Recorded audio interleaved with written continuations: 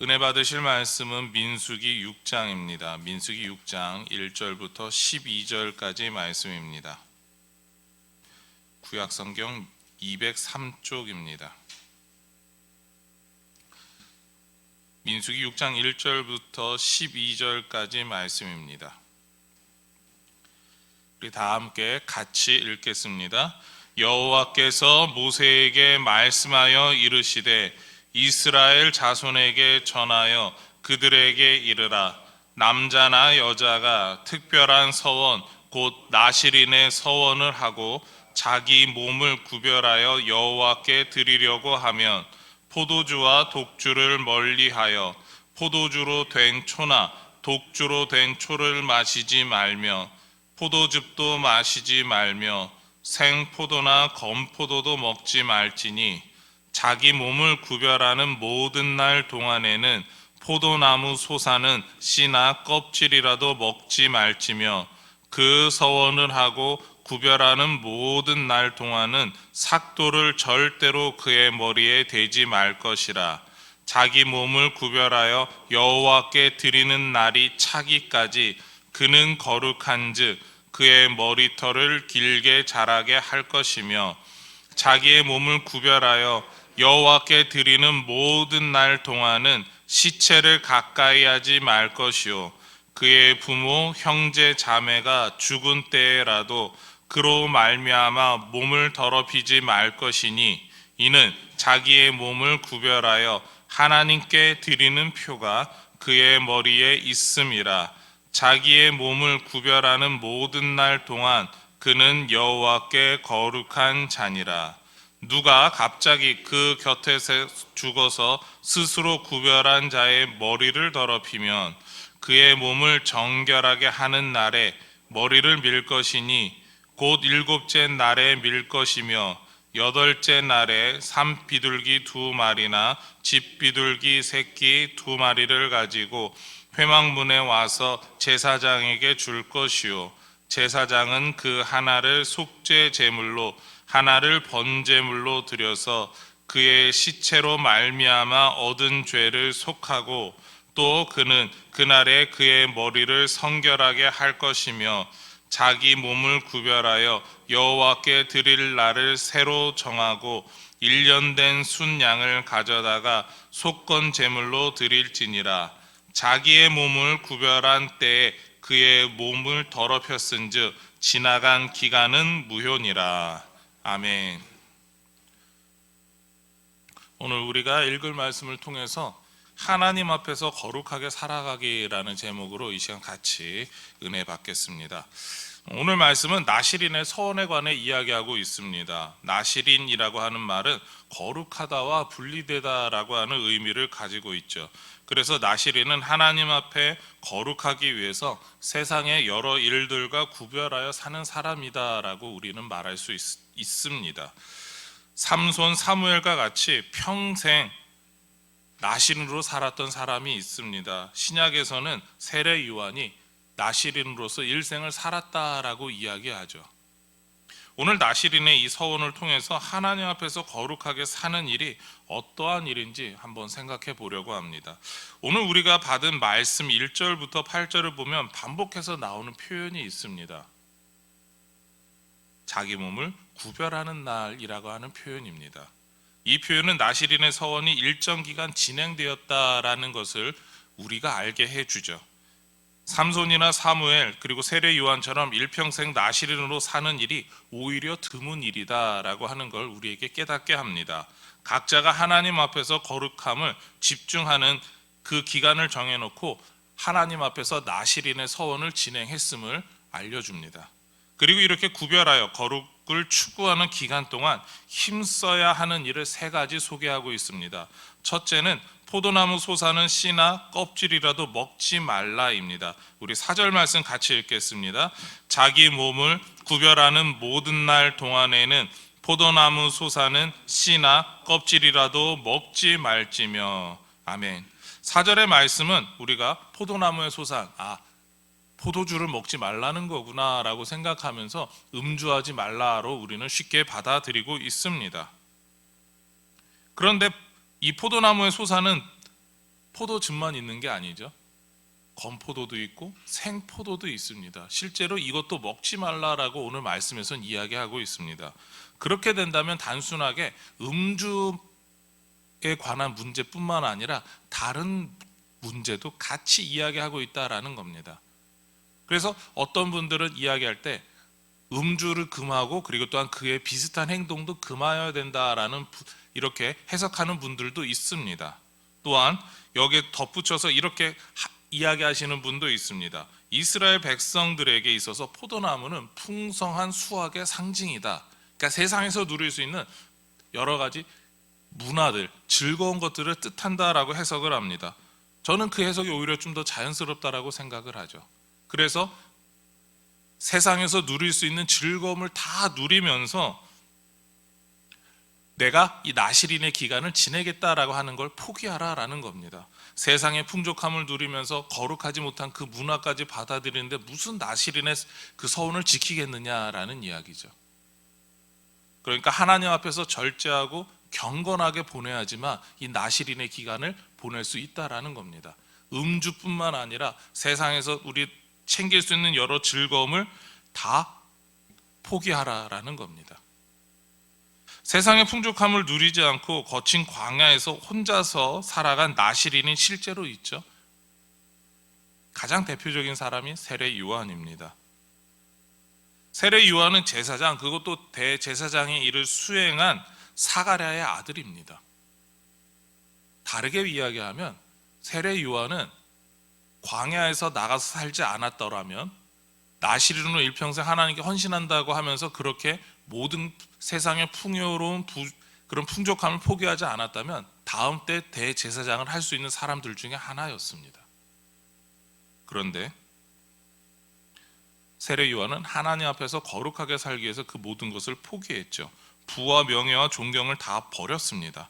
하나님 말씀에 순종해서 나시린이 되어서 광야에서 살았던 거죠.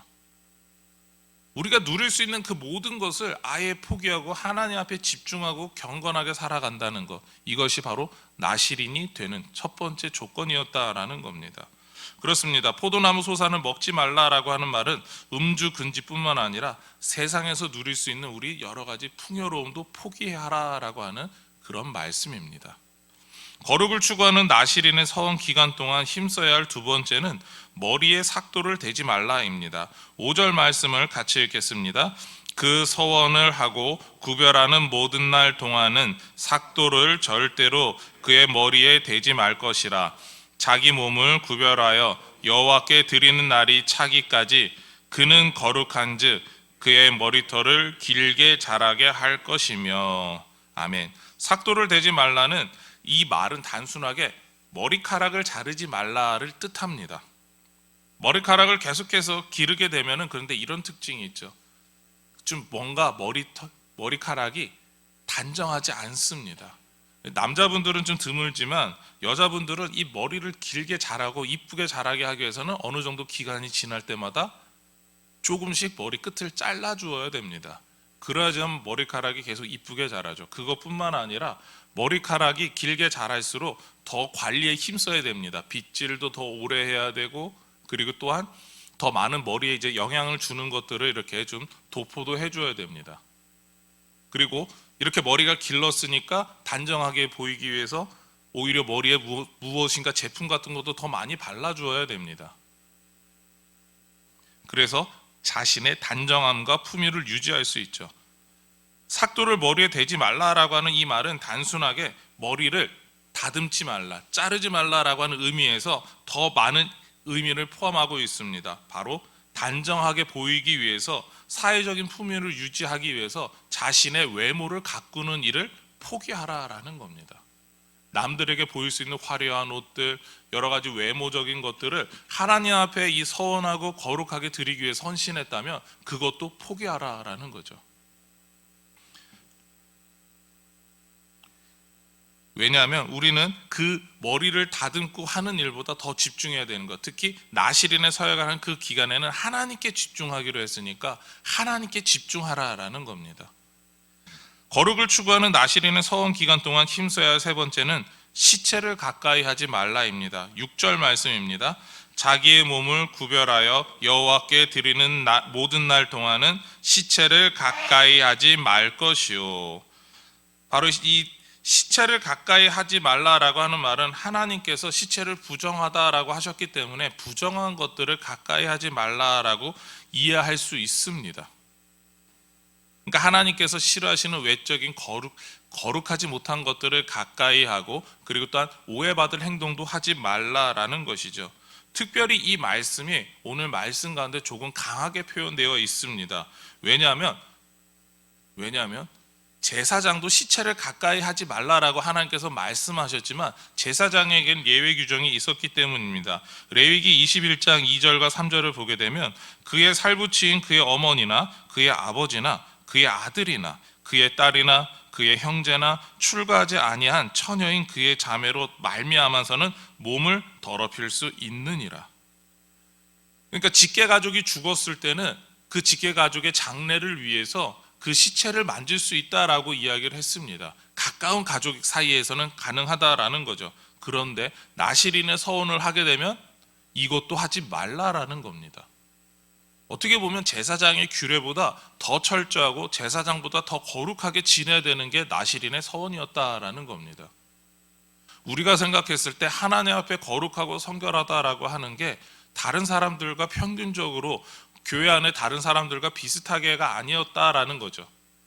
모든 사람들 중에서 더 거룩하고 더 성결하게 지내야 한다라고 하는 걸 강조하고 있습니다. 그래서 7절 말씀에 이렇게 말하고 있죠. 그의 부모 형제 자매가 죽은 때라도 그로 말미암아 몸을 더럽히지 말 것이니 이는 자기의 몸을 구별하여 하나님께 드리는 표가 그의 머리에 있음이라. 머리를 길게 기름으로 말미암아 내 스스로 다른 사람들에게 보여지는 것, 나실인의 서원을 했고 난 하나님께 거룩한 사람이니까 그 모든 것을 행할 수 없습니다를 보이라라는 거죠.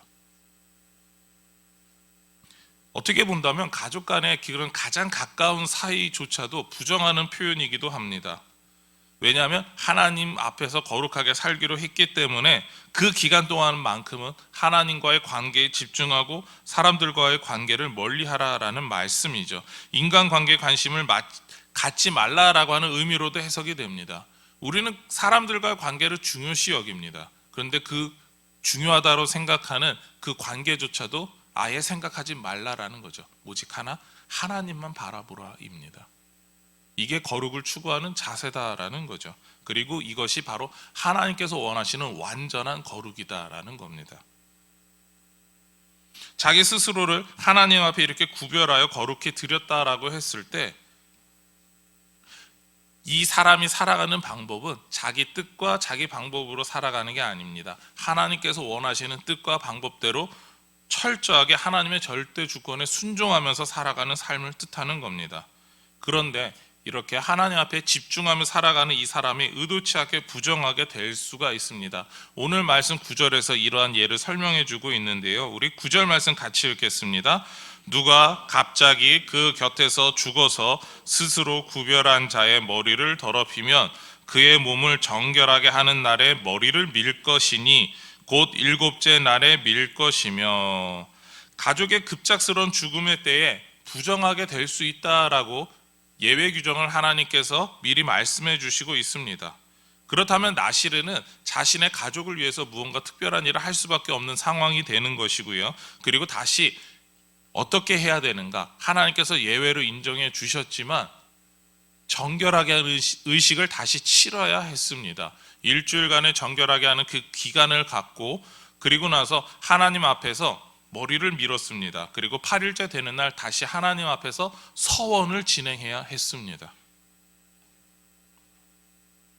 하나님 앞에 끝까지 거룩하게 지내려고 했는데 그렇게 지내지 못하였습니다라는 거죠.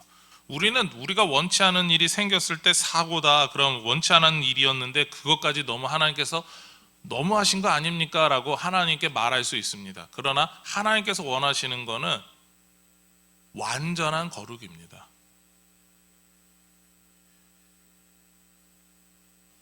우리가 보기에 충분히 괜찮다라고 판단 내릴 수 있는 여러 가지 일들에도 하나님께서 원하시는 거룩을 위해서 하나님이 조금이라도 싫어하신다면 그 모든 것을 포기하라라는 거죠. 이것이 나시린의 서원이고, 그리고 하나님 앞에 헌신된 거룩을 위해서 추구해야 되는 삶의 모습입니다. 꼭 기억하시기를 바랍니다. 나시린의 서원은 우리에게 하나님이 원하시는 거룩이 무엇인가를 이야기하고 있는 그런 하나의 모습입니다. 하나님께서 원하시는 이 거룩, 그러니까 우리 성도들에게 원하시는 거룩은 하나님과 같이 거룩하게 되려고 살아가는 거죠. 우리가 원하는 이 거룩이 일평생 지속될 수는 없습니다. 분명히 오늘 9절 말씀에 나온 것처럼 원하지 않은 사건 사고들이 생깁니다. 그럴 때마다 우리가 하나님 앞에 행해야 되는 것은 내가 하나님 뜻대로 살지 못하였습니다를 고백하는 거죠. 우리가 예수 그리스도의 피로 말미암아 거룩하고 깨끗하게 되었다라고 이야기를 합니다. 그런데 우리가 원하지 않도록 여러 가지 우리는 문제를 경험하게 됩니다. 우리의 입술이, 우리의 생각이, 우리의 행동이 주변 사람들로 인해서 얼마나 갑자기 돌변하는 그 상황 속에 우리의 감정을 절제하지 못하고 죄를 짓는 일이 많습니까? 그런 일이 있을 때마다 우리는 하나님 앞에 철저하게 회개해야 된다라고 하는 것이 이 나시린의 서원을 다시 맺는 모습에서 보여주고 있습니다. 저와 여러분이 하나님 앞에 거룩하고 성결하게 살아가기 위해서 우리는 힘써야 하는 모습이죠. 오늘 이 나시린의 삶의 모습을 통하여서 하나님께서 원하시는 거룩을 위해서 함께 노력하시는 우리 모든 인천중앙의 성도님들이 되시기를 소망하며 축원합니다. 기도하시겠습니다. 하나님 감사합니다. 우리 나시린의 서원을 통하여서 하나님께서 원하시는 성도의 삶이 어떤 것인가를 잠시 생각해 보았습니다. 하나님께서 거룩하신 것처럼 정말 하나님께 더욱더 집중하며 하나님을 최고로 놓고 살아가는 그런 거룩인 줄 믿습니다. 또한 우리가 하나님께 온전히 집중하지 못하였을 때도 하나님께서 용서해 주시고 그 모든 상황을 돌아보시는 모습을 통하여서 우리가 날마다 하나님 앞에 스스로를 돌아보며 거룩하게 살기 위해서 몸부림치는 그런 거룩한 성도들이 되게 하여 주시옵소서. 오늘도 그런 모습 가운데 승리하게 하여 주시옵소서. 이 모든 것 예수님의 이름으로 기도드립니다. 아멘.